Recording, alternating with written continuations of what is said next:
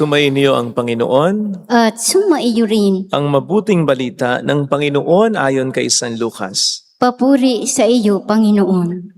Noong panahong iyon, sinabi ni Jesus sa kaniyang mga alagad, maging mahabagin kayo gaya ng inyong ama. Huwag kayong humatol at hindi kayo hahatulan ng Diyos. Huwag kayong magparusa at hindi kayo parurusahan ng Diyos.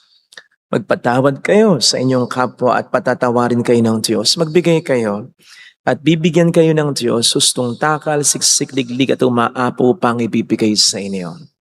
Sapagkat ang takalang ginagamit ninyo sa iba, ang siya ring gagamitin ng Diyos sa inyo. Mga kapatid, ang mabuting balita ng Panginoon. Pinupuri ka namin, Panginoong Hesukristo. Welcome sa Our Lady of Lasalette Quasay Parish, kung saan nais lang pong umiyak.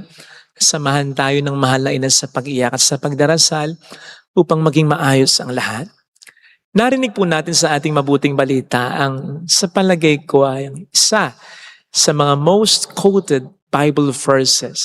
Ito yung sinasabi dito na magbigay daw tayo at bibigyan din tayo ng Diyos. Siksikliklik at umaapaw. O diba? Sounds familiar. Kasi ito yung madalas na narinig natin sa mga preachers, kuminsan kahit sa mga pare, kapag ang sinesermon o ini-encourage ay pagbibigay, pagdodonate sa simbahan, pagbibigay sa mga nangangailangan. In fact, ginawa pa nga itong kante na inaawit habang umiikot ang kolekta. Babalik, siksig, liglig at umaapaw. May action pa. Lalaman pong masama dito. Kaya lang, kung ililimit lamang po natin yung Bible verse na ito sa pagbibigay lang, sa palagay ko, hindi natin bibigyan ng justice ito. Hindi tayo magiging just sa Bible verse na ito. At baka magalit din sa atin si Kristo. Sapagkat maliwanag po ang sabi ng Diyos sa Deuteronomy 4 verse 2. Patungkol sa banal na kasulatan, patungkol sa salita ng Diyos, huwag nating dadagdagan ni babawasan. Ngayon, kung i-concentrate lamang po natin ang Bible verse na ito sa pagbibigay, bawas na bawas po yan. Limited na limited po ang magiging interpretasyon natin para dyan. Kaya nga po, sa palagay ko, itong verse na ito ang isa sa mga most quoted Bible verses, pero ito rin ang isa sa mga most misquoted Bible verses. Kasi nga, ang concentration lagi ng nagko-quote ay sa pagbibigay lang. Ang sikreto po para makita natin ang mas malawak na sense nito, kung anong pakay talaga ni Kristo nang sabihin niya ito, ilagay natin sa konteksto. Bigla ko tuloy naalala ng isang senador na nababansagan ngayon na Chinador. Kasi daw masyado ang pabor na binibigay sa China. Ang sabi naman ng senador na ito, na mimisquote lang daw siya, minimisquote daw talaga siya para maging pangit ang imahe niya, para maging pro-China siya, na hindi naman daw talaga. Alam po ninyo, ang sagot dyan, ilagay natin sa konteksto. Mga sinasabi niya. Ano ba yung mga sinasabi niya mula noon hanggang ngayon? Sige nga, ano ba ang nagiging reaksyon niya kapag binubuli tayo ng China? Tapos ngayon tayo ay parang nagre-react sa pamamagitan ng ating mga makabayang opisyal. Parang tayo pang pinagagalitan niya. Parang yung opisyal pang pinagagalitan niya. Tayo pa aggressor. Doon lang natin makikita yung konteksto. Makikita mo kung totoo ba o hindi na pro-China siya. Anyway, iwanan natin siya. Balikan na natin ang mabuting balita. Kung titingnan po natin ang konteksto nito, simula pa noong nakaraang linggo, kung natatandaan po ninyo, ang mga sinusundan nitong mga verses ay tungkol sa pagkapatawad, sa pagmamahal, kahit sa kaaway, sa pagturing nating kapwa, kahit sa mga ayaw nating pakisamahan, ayaw nating mahalin, di ba? Kaya't ang konteksto nito ay pagbibigay ng pagkapatawad. Na kung ibibigay ito natin sa kapwa natin na mahirap patawarin, pagbibigay ng pagmamahal sa kapwa nating mahirap mahal, na kung ibibigay daw natin, siksik, liglig at umaapaw ding pagmamahal at pagkapatawad ang ibibigay ng Panginoon sa atin. Pero basta yung pagkapatawad natin, hindi dapat kulang Hindi dapat kulang kasi ang sabi dito, kung anong ginagamit nating takalan sa ating kapwa, siya ring takalang gagamitin sa atin. So hindi ito pagkapatawad ng marami sa atin na napatawad ko na pero hindi ko nakikibuin. Napatawad ko na pero ayaw ko na siyang makita. Napatawad ko na pero pag nakikita ko, kumukulo rin dugo ko. Ay kulang yung hindi talaga pagkapatawad yun. Isipin nga natin, ganito ba sa atin ang Panginoon? Ganito ba sa atin ang Panginoon? Hindi nga ba't kahit napakarami nating mga pagkakasalang nagawa, binibless pa rin niya tayo? At hindi pa rin nagkukulang ang blessing niya sa atin? At nandyan pa rin talaga ang blessing, lalong-lalo na mga blessing na kailangan natin? Binibigyan pa rin niya tayo at yun din ang inaasahan sa atin ng Panginoon. Na hindi lang tayo magpatawad, kundi gumawa pa tayo ng mabuti. Pagdasal pa natin nung nagkasala sa atin. Bigyan pa rin natin ng tulong kung kinakailangan. Ito yung tipong kinat ka sa daan. Pero imbis na businahan mo ng matindi na parang nagmumura ka, let go mo na lang. At inisip mo pa, inintindi mo pa, siguro nagmamadali, siguro napakahalaga ng kanyang pupuntahan. Parang ganun ba? Ito yung tipo na inutangan ka ng inutangan na hindi ka nabayaran pero nang nalaman mo nangangailangan, yung nangangailangan talaga siya. Hindi man humihingi sa'yo, binigyan mo pa, tinulungan mo pa. Ganun tipo yun. Ito yung tipong kahit nilapastangan ka ng anak mo pero nandun pa rin hanggang ngayon ang pag-care mo na kahit pa sikreto, tinutulungan mo. Ito yung halimbawa o tipo nung niloko ng asawa mo. Nagkaroon ng bagong pamilya pero nang magkasakit at iwan ng kanyang karera ay bumalik sa'yo, ay tinanggap at inalagaan mo pa. Oh, yun yun. Tipong ganun. Yun ang sukatan ng kabanalan sapagkat ang Diyos ay ganyan at yan ang sa atin ay kanyang inaasahan. Tama po na mahirap ito pero pakatandaan po natin na ang grasyang siksik, liglig at umaapaw na ibibigay ng Panginoon sa atin ay hindi magsisimula sa oras na gawin lang natin ito. Hindi magsisimula, pagkatapos lamang natin gawin ito. Ito yung magsisimula sa oras sa pagdesisyon na natin ito. Kailangan lang natin pagdesisyonan. Sige Lord. Kumilos ka sa pamamagitan ko. Ikaw ang manahan sa puso ko. Ikaw ang magmahal sa taong ito sa pamamagitan ko. Mahalin ko nawa siya. Maging mabuti nawa ako sa kanya sa pamamagitan mo. Ikaw ang magmahal. Ikaw ang magbigay sa pamamagitan ko. Ikaw ang kumilos sa buhay ko. Yun. Kapag ganun yung attitude natin, ibibigay ng Panginoon ang siksikliglig at maapaw pang piyaya upang ito ay gawin natin.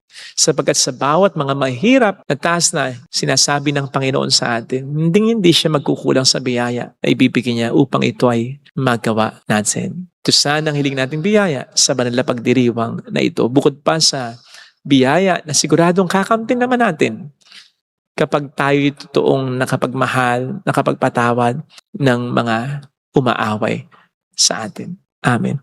Lagay natin ang ating kanang kamay sa tapat ng ating puso.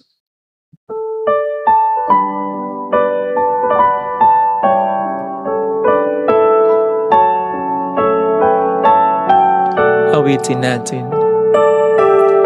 Alam kong may magagawa ang Diyos.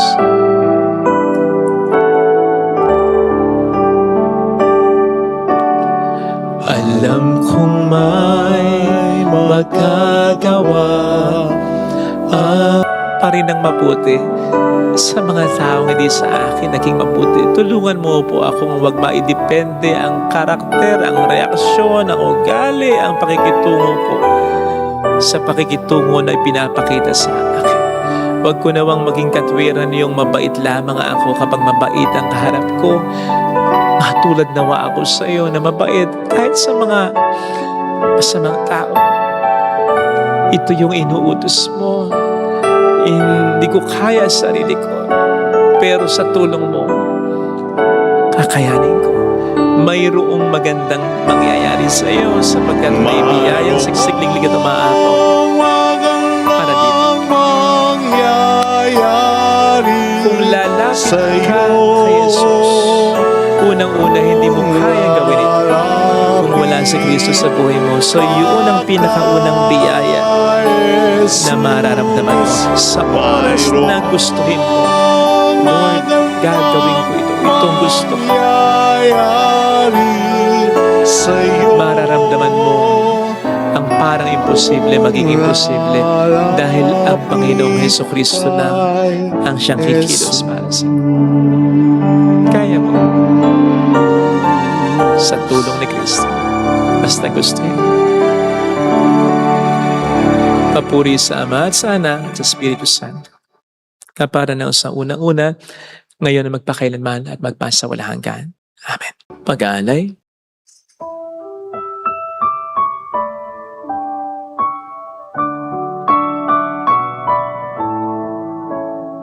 O Diyos, narito ang tanging alay ko at sa kamay mo inihandog ko alak at tinapay aming pinagpaguran maging aming buhay tanging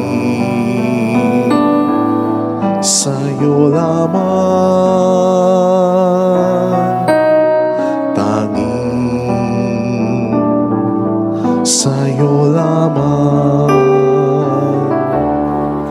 Ang tinapay na ito sana ay basbasan mo upang ang buhay na ganap ay kamtin ko. O Diyos, narito ang tanging alay ko at sa kamay mo inihandog ko alak at tinapay aming pinagpaguran maging aming buhay tanging sa'yo lamang, tanging sa'yo lamang.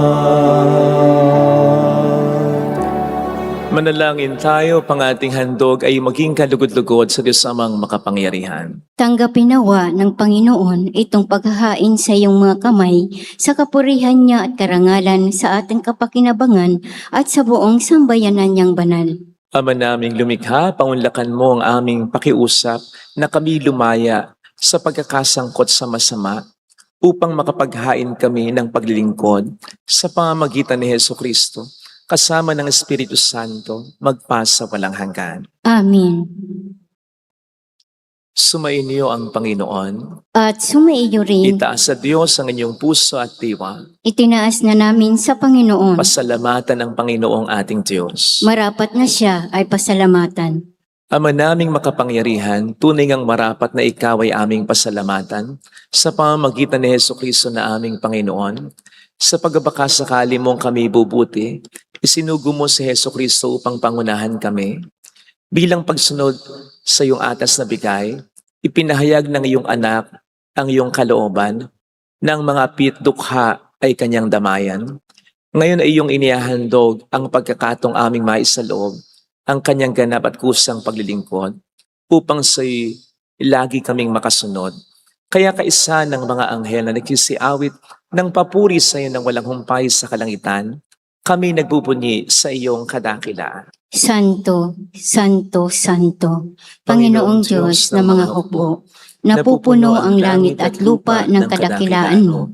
Osana sa kaitaasan. Pinagpala ang naparirito sa ngalan ng Panginoon. Osana sa kaitaasan.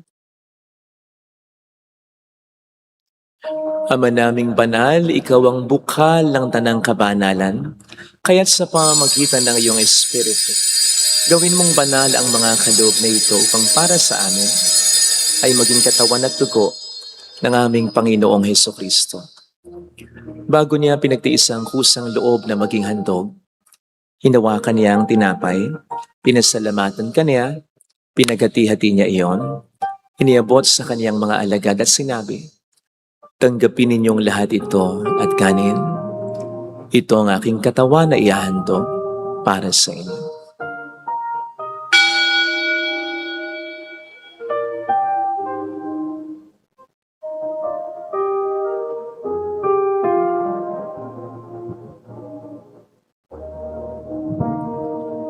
Gayun din naman nang matapos ang hapunan, nawakan niya ang kalis, Muli kaniyang pinasalamatan.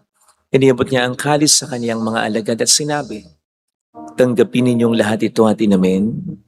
Ito ang kalis ng aking dugo ng bago't walang hanggang tipan. Ang aking dugo na ibubuhos para sa inyo at para sa lahat. Sa ikapagkapatawad ng mga kasalanan, gawin niyo ito sa pag-alala sa akin."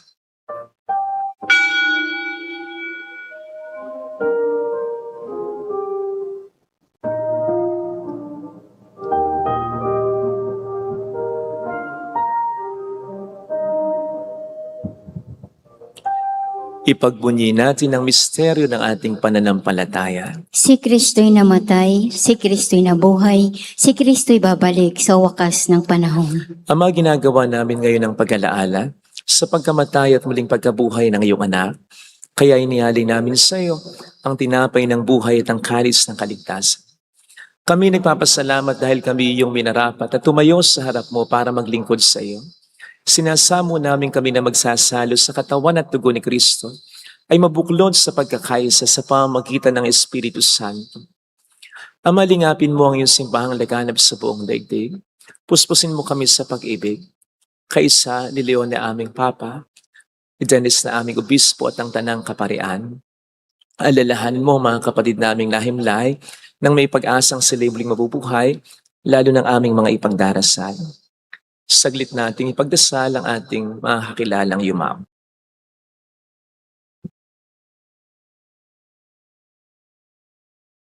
Kaawaan mo sila at patuloyin sa iyong kaliwanagan. Kaawaan mo at paging tapatin kaming lahat na makasalo sa iyong buhay na walang wakas. Kaisa ang mahal na Birhen ng Lasalet, ang ina ng Diyos. Isa Jose ang kabiyak ng kanyang puso. Lahat ng mga banal na namuhay dito sa daigdig ng kalugod-lugod sa iyo. May pagdiwang nawa namin ang pagupuri sa ikararangal mo sa pamamagitan ng iyong anak na aming Panginoong Hesukristo. Sa pamamagitan ni Kristo, kasama niya at sa Kanya, ang lahat ng parangal papuri ay sa iyo, Diyos amang makapangyarihan, kasama ang Espiritu Santo, magpasawalang hanggan.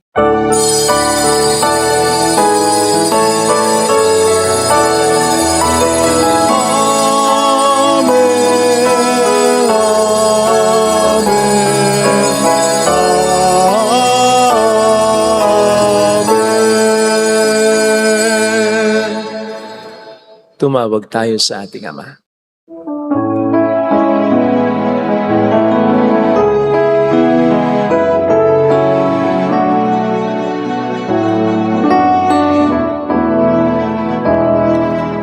Ama namin, sumasalangit ka, sambahin ang ngalan mo, mapasa amin ang kaharian mo, sundin ang loob mo dito sa lupa para nang sa langit. Bigyan mo kami ngayon ng aming kakanin sa araw, at patawarin mo kami sa aming mga sala, para ng pagpapatawad namin sa nagkakasala sa amin.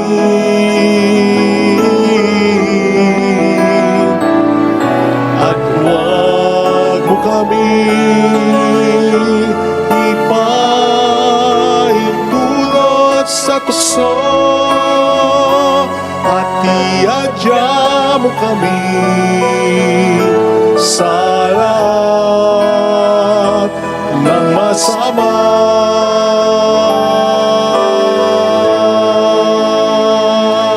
Iniling namin kami adya sa lahat ng masama, pagkalooban ng kapayapaan araw-araw, iligtas sa kasalanan samantalang aming pinaghahandaan ang dakilang araw ng pagkapahayag ng tagapagligtas naming si Heso Kristo.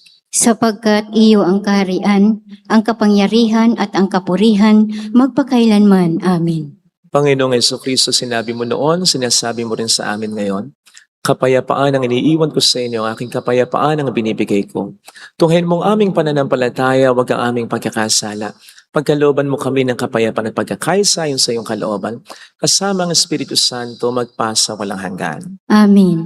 Ang kapayapaan ng Panginoon ay sumainyo daw ang lahat. At sumaiyo rin. Magbigayan tayo ng kapayapaan sa isa't isa. Kapayapaan po. Peace be with you. Kordero ng Diyos na nag-aalis ng mga kasalanan ng sanlibutan, maawa ka sa amin. Kordero ng Diyos na nag-aalis ng mga kasalanan ng sanlibutan, maawa ka sa amin. Kordero ng Diyos na nag-aalis ng mga kasalanan ng sanlibutan, ipagkaloob mo sa amin ang kapayapaan.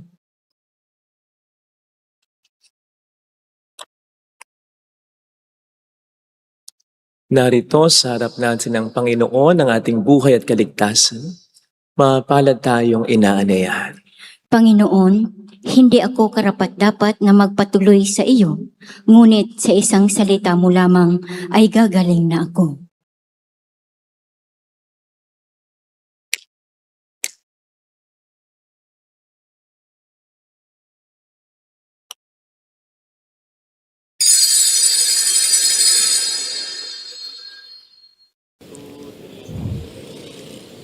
Panalangin para sa espiritual na pakikinabang.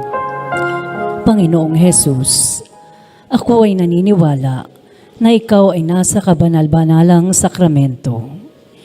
Iniibig kita ng higit sa lahat at ninanasa kong tanggapin ka sa aking kaluluwa.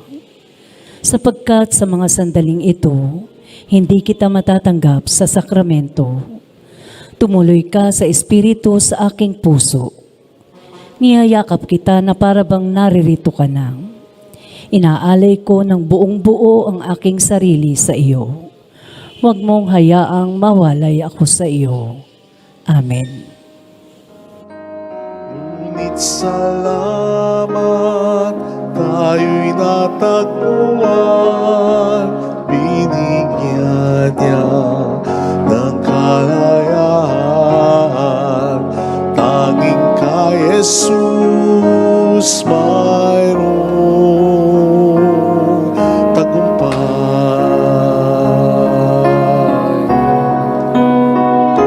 Siyang ating patnubay, siyang ating gabay, siya sa ating nagbigay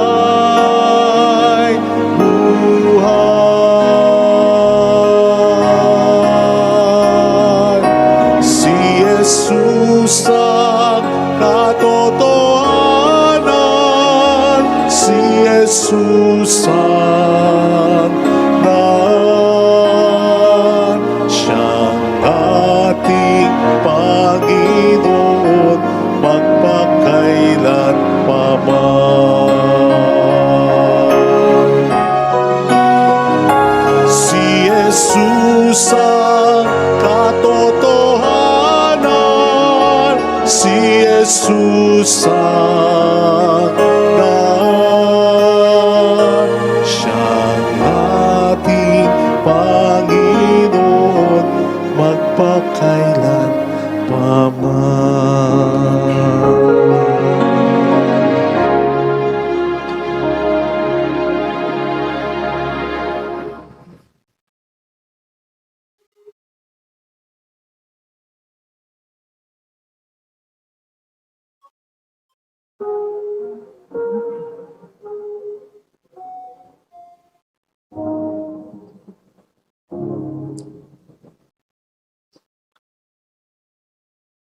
Manalangin tayo.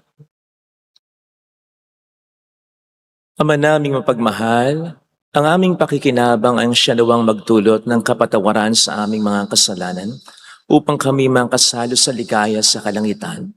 Sa pamamagitan ni Jesucristo, kasama ng Espiritu Santo, magpasa walang hanggan. Amen.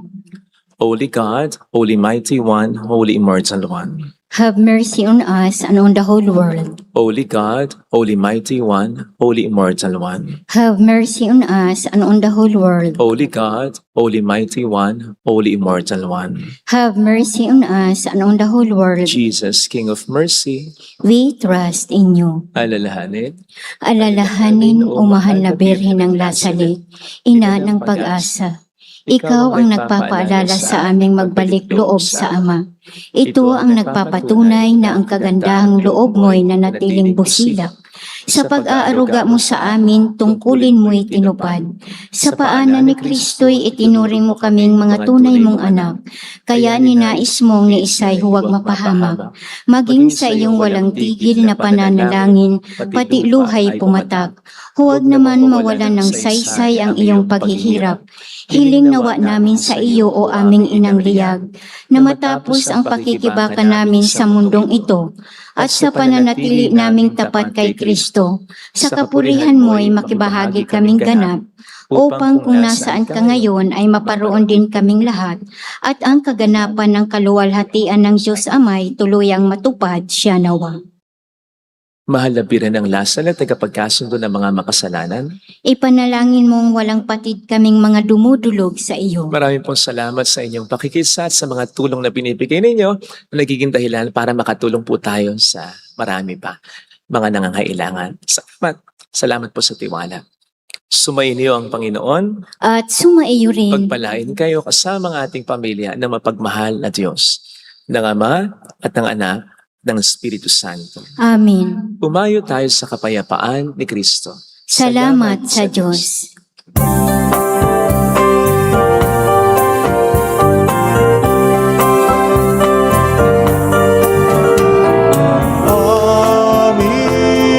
Amin. Iniaalay ang pag-ibig na walang kapantay.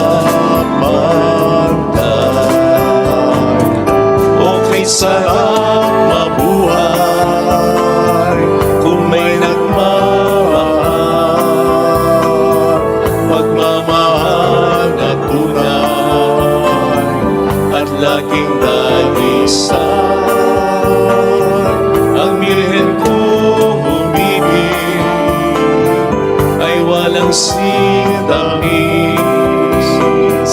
Pagsintang sa pag-ibig sa'yo hanggang langit.